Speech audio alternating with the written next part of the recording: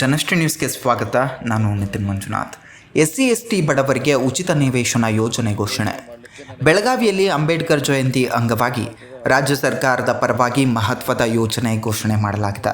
ಲೋಕೋಪಯೋಗಿ ಇಲಾಖೆಯಿಂದ ಸತೀಶ್ ಜಾರಕಿಹೊಳಿ ಅವರು ಬುದ್ಧ, ಬಸವ, ಅಂಬೇಡ್ಕರ್ ಹೆಸರಲ್ಲಿ ನಿವೇಶನ ರಹಿತರಿಗೆ ಉಚಿತ ನಿವೇಶನ ಹಂಚಿಕೆ ಯೋಜನೆಯನ್ನು ಪ್ರಕಟಿಸಿದ್ದಾರೆ. ಈ ಯೋಜನೆ ಅಡಿ ಬಡ ಪರಿಶಿಷ್ಟ ಜಾತಿ ಹಾಗೂ ಪರಿಶಿಷ್ಟ ಪಂಗಡದವರಿಗೆ ಉಚಿತ ನಿವೇಶನ ನೀಡಲಾಗುವುದು ಎಂದು ತಿಳಿಸಿದ್ದಾರೆ. ಡಾಕ್ಟರ್ ಬಾಬಾ ಸಾಹೇಬ್ ಅಂಬೇಡ್ಕರ್ ಅವರ ಜಯಂತಿ ನಿಮಿತ್ತ ಇದನ್ನು ಘೋಷಣೆ ಮಾಡಲಿಕ್ಕೆ ನನಗೆ ಭಾಳ ಸಂತೋಷ ಆಗ್ತದೆ, ಹರ್ಷ ಆಗ್ತದೆ. ಈ ಕಾರ್ಯಕ್ರಮ ಮಾಡಲಿಕ್ಕೆ ಮುಖ್ಯಮಂತ್ರಿಗಳು, ಪರಿಷತ್ತಿನ ಅಧ್ಯಕ್ಷ ಅವರೇ. ಇದು SC/ST ಪರಿಷತ್ ಒಂದು ಸಭೆ ಆಗ್ತದೆ ವರ್ಷಕ್ಕೊಮ್ಮೆ, ಯಾವ ದುಡ್ಡಲ್ಲಿ ಅಲಾಟ್ ಮಾಡಬೇಕಂತ. ಆ ಸಂದರ್ಭದಲ್ಲಿ ಅವರು ಮಾದೇವಪ್ಪನವರು ಕೂಡಿ ಇದೊಂದು ಹೊಸ ಪ್ರಯೋಗ ಮಾಡಲಿಕ್ಕೆ ನಮ್ಗೆ ಕೊಟ್ಟಿದ್ದಾರೆ. ಇದು ಯಶಸ್ವಿಯಾದರೆ ಬಹುಶಃ ಭಾಳ ದೊಡ್ಡ ಕ್ರಾಂತಿಯನ್ನು ಕರ್ನಾಟಕದಲ್ಲಿ ಮಾಡ್ತೇವೆ ಅನ್ನೋ ಆಶೆಯನ್ನು ಹೊಂದಿದ್ದೇವೆ. ಈಗ ಶಾರ್ಟ್ಲಿ ಒಂದು ತಿಂಗಳು 2 ತಿಂಗಳಲ್ಲಿ ಇವನ್ನೆಲ್ಲ ಟೆಂಡರ್ ಮಾಡ್ತೀವಿ, ಮಾಡಿ ಕೆಲಸ ಪ್ರಾರಂಭ ಮಾಡಿ ನೆಕ್ಸ್ಟ್ ಇಯರ್ಗೆ ಜಾಸ್ತಿ ದುಡ್ಡನ್ನು ಪರಿಷತ್ನಿಂದ ತೆಗೆದುಕೊಳ್ಳುವಂಥ ಒಂದು ಯೋಜನೆ ಕೂಡ ನಮ್ಮ ಮುಂದೆ ಸರ್. ಈಗ ದೇಶದಲ್ಲೇ ಫಸ್ಟ್ ಟೈಮ್ ಅನ್ಸುತ್ತೆ ಸರ್ ಈ ಥರ ಮಾಡೋದು. ಸೈಟ್ ಕೊಡ್ತಾರೆ ಯಾವುದೇ ಸರ್ಕಾರ, ಆದರೆ ಅಲ್ಲಿ ಮೂಲಭೂತ ಸೌಕರ್ಯನ ಯಾರೂ ಮಾಡೋದಿಲ್ಲ.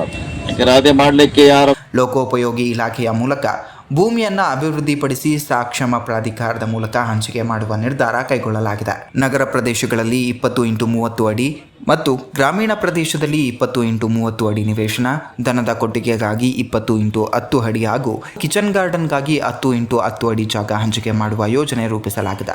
ಈ ಯೋಜನೆಯನ್ನು ಪ್ರಾಯೋಗಿಕವಾಗಿ ಮೈಸೂರು, ಬೆಳಗಾವಿ ಮತ್ತು ಬಳ್ಳಾರಿ ಜಿಲ್ಲೆಗಳಲ್ಲಿ ಅನುಷ್ಠಾನಗೊಳಿಸುವುದು. ಹೊಸ ಬಡಾವಣೆಗಳಲ್ಲಿ ಮೂಲಭೂತ ಸೌಲಭ್ಯಗಳನ್ನು ಹೈಟೆಕ್ ರೀತಿಯಲ್ಲಿ ಒದಗಿಸಲಾಗುವುದು ಎಂದಿದ್ದಾರೆ. ಮೈಸೂರಿನಲ್ಲಿ 2 ಇದೆ, ಒಟ್ಟು 50 ಎಕರೆಯನ್ನು ನಾವು ಈ ವರ್ಷ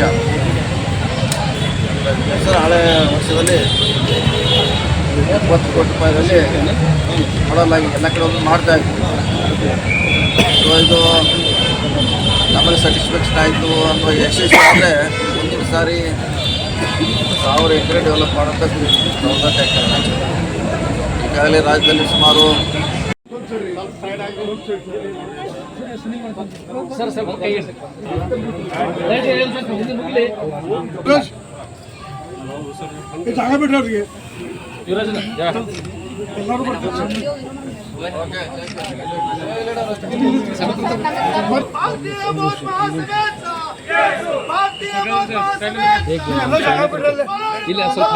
ಪ್ರಯತ್ನ ಮಾಡ್ತೀವಿ.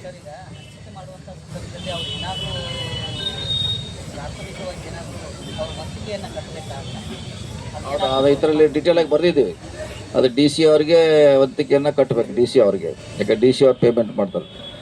ಸೊ ನಮ್ಮ ಹೆಚ್ಚಿಗೆ ಆದರೆ ಆ DC ಅವ್ರ ಕಡೆ ಬಂದು ಅವರು ಪಂಚಾಯತ್ ಅಭಿವೃದ್ಧಿಪಡಿಸಿದ ನಿವೇಶನಗಳನ್ನು ಗ್ರಾಮ ಪಂಚಾಯಿತಿ ಮೂಲಕ ಹಂಚಿಕೆ ಮಾಡಲು ತೀರ್ಮಾನಿಸಲಾಗಿದೆ ಎಂದು ಸಚಿವರು ತಿಳಿಸಿದ್ದಾರೆ.